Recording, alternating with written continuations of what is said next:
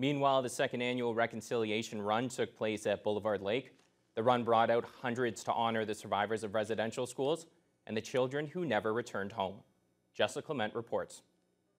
Runners and community members were up bright and early Saturday morning for the second annual Honoring Our Children run.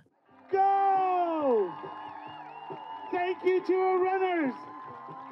We'll see you in 15 kilometers. The event, put on by Delico in collaboration with the Mazenajum Children's Foundation, had participants running or walking 5, 10, or 15-kilometer routes in honor of the children who never returned home from residential schools, as well as survivors, their families, and their communities.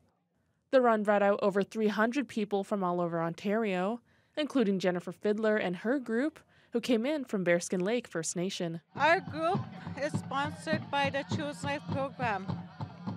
These youth have been training all summer back home. We just want to teach them to be proud of who they are and to strive for their best.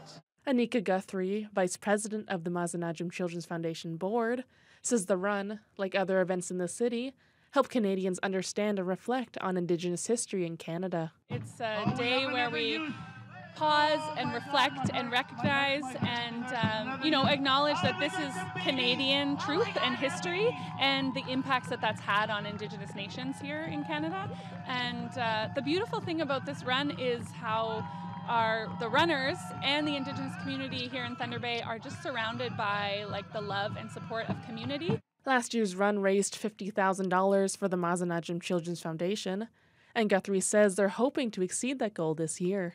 All of funds that we raise today go to support the Mazenajum Children's Foundation, which is a fund that helps First Nations children and youth achieve their dreams, whatever those are. At a run like this where we're honoring and thinking about the children who never made it home, it's a tangible way to give back to what those survivors endured by providing and supporting Indigenous children today in our community.